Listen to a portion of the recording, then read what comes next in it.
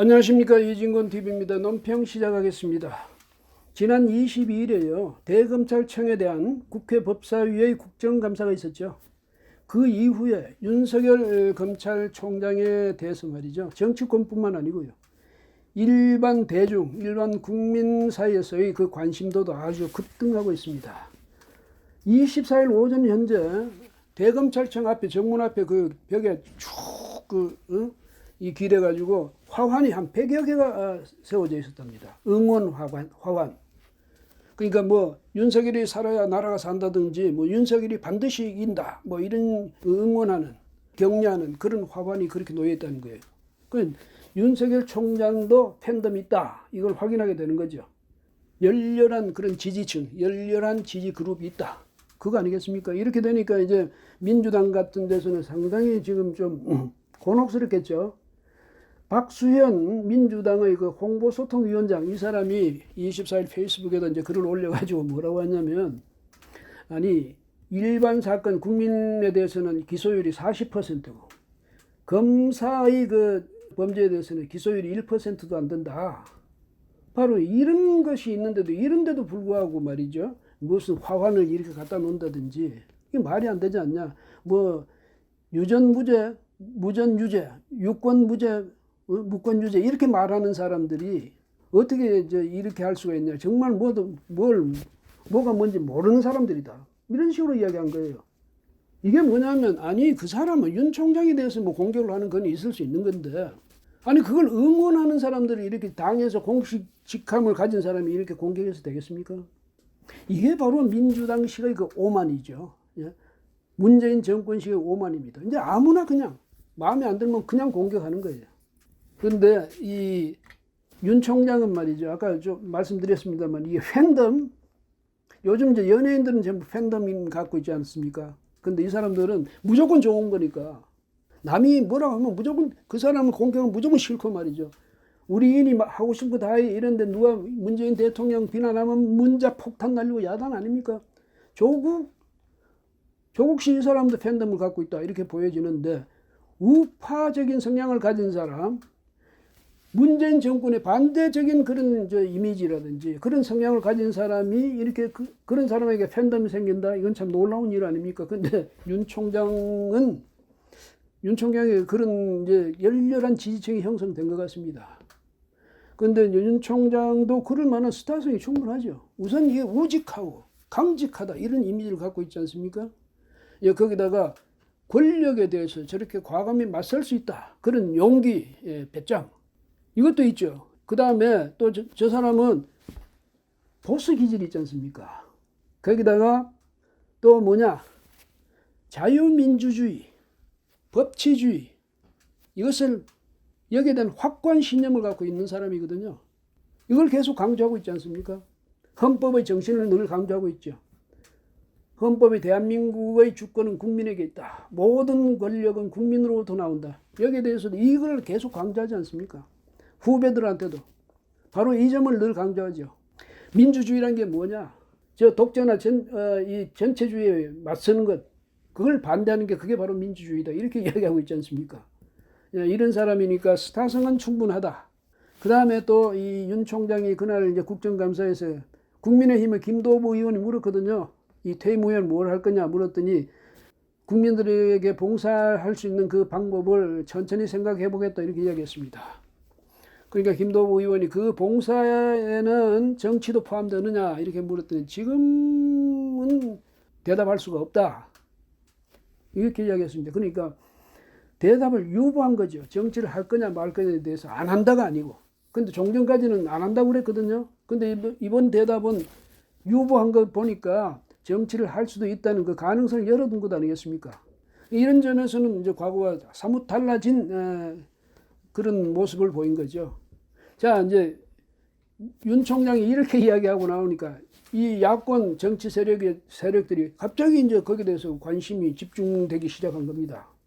특히 국민의힘 이런 쪽에서는 저 사람이 정치한다? 그러지 않아도 이제까지만 해도 말이죠, 유력한 차기 주자 그 군에 포함되고 있지 않았습니까? 어떤 데는 갑자기 말이죠, 차기 대선 주자 적합도 조사, 선호도 조사 여기서 2위로 뛰어오른다든지 뭐 이런 현상까지 보였으니까 유력한 잠재 주자가 되어 있는 셈이죠. 그런데 본인이 그렇게 이야기를 했단 말이죠. 그러니까 장제원 의원, 국민의힘 장 의원의 경우는 대권 후보 윤석열의 등장을 알리는 신호탄이다. 뭐 이렇게까지 말했습니다. 자기 페이스북에. 그러면서 여야 법사위원뿐 아니라 문재인 대통령, 추미애 장관까지 조연으로 만든 정치 블록버스터였다. 뭐 그러면서 그날의 국감을 평가하고 그 윤 총장의 활약상을 평가했습니다. 예, 그 정도였죠. 여기에 대해서 김종인 국민의힘 비대위원장은 약간 보면 좀 맞득잖아하는 그런 인상입니다. 뭐 봉사가 꼭 정치일 필요가 있냐, 뭐 이런 이야기도 하고, 뭐 변호사로서 사회 활동하는 그것도 봉사가 아니냐. 내가 지금 그 내용을 알지 못하니 내가 뭐라고 이야기하겠냐 이렇게 하는데 어쨌든 적극적인 관심은 안 보인다 이 말이죠. 그건 또 이렇게 볼 수가 있습니다. 거기에 대해서 이제 장 의원이 자신의 페이스북에다 또 뭐라고 이야기하냐면 상상하기 싫었던 그런 강력한 대안이 등장했기 때문이다. 그래서 확실한 영벌이 나타난 것 아니냐. 그거는 김종인 위원장이 이렇게 이제 시간을 끌면 이 사람 이야기하면 아니야 저 사람 이야기하면 아니야 이러고 지금 있거든요. 그건 안 돼 이러고 있는데 이런 상황 속에서 시간을 계속하면 대안은 김종인밖에 없다. 요번에 그 비대위원장 대안은 김종인밖에 없다. 이런 상황이 된 것 아닙니까?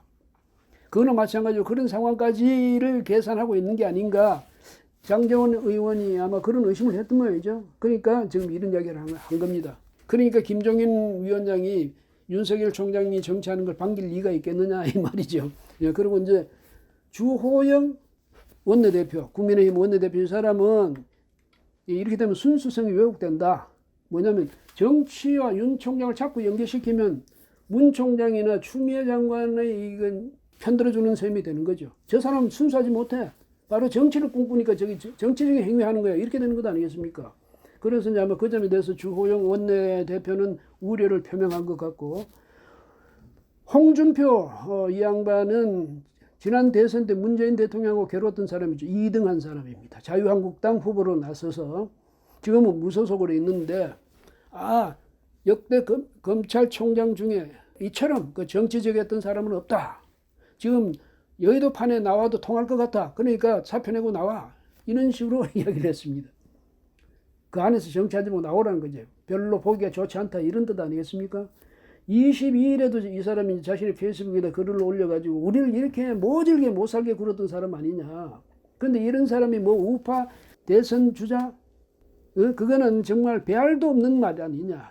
이런 식으로 이게 막장 코미디지. 이렇게 이제 자기 페이스북에 올려가지고 공격을 하고 그랬거든요.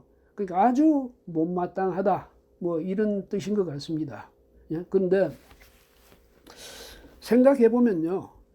이 윤석열 총장이 정치권에 들어가는 게 정말 뭐 홍 의원이 그런 말 해서가 아니라 정말 험난하기는 험난합니다. 왜냐하면 박근혜 정부를 무너뜨리는데 박영수 특검의 수사팀장으로서 아주 주도적인 그 역할을 했거든요.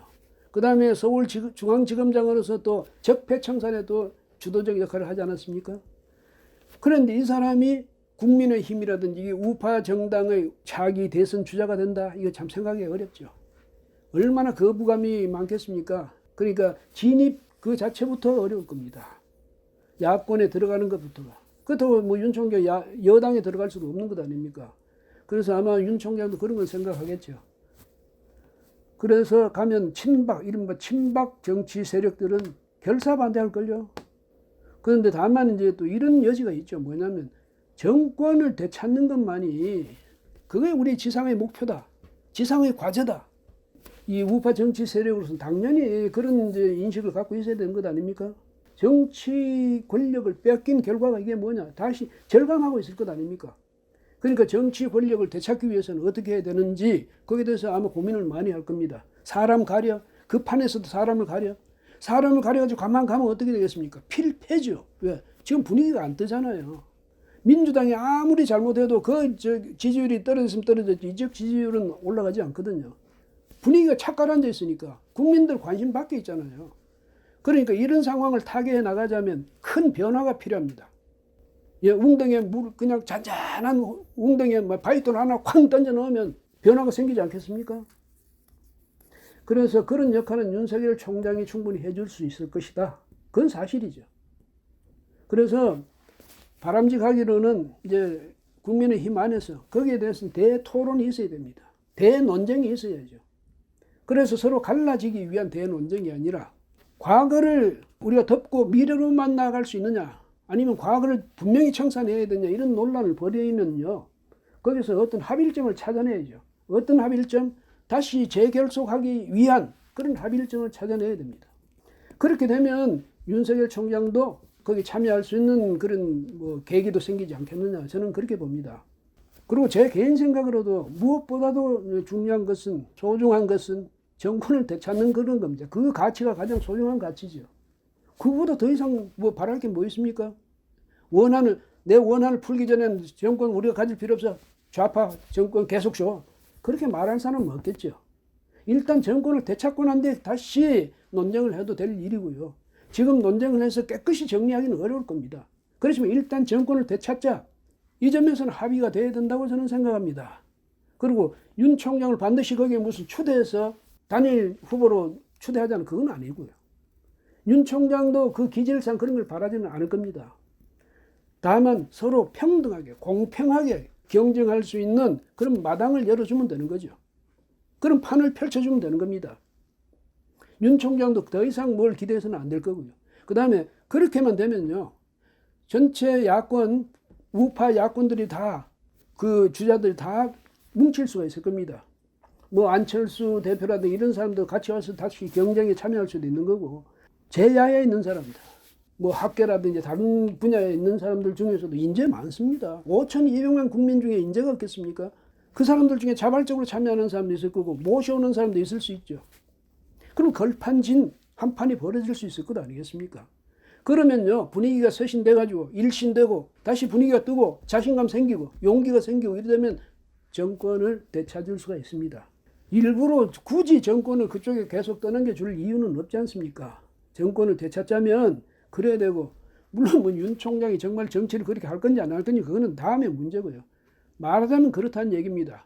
만약 그게 필요하다면 국민의힘 이쪽에서도 적극적으로 영입하는 노력을 기울여야죠. 그래서 이번 이런 사태를 계기로 해서 이런 사건, 이 사건이랄 수 있나? 여하튼 국감, 그 대검 국감과 윤 총장의 소신 발언, 이걸 계기로 해서 다시 지금 우파 정치 세력이 용기를 갖고 정권 탈환전에 뛰어들 수 있는 계기가 되기를 저는 간절히 바랍니다. 여러분도 마찬가지죠? 예, 고맙습니다. 오늘 여기까지 하겠습니다.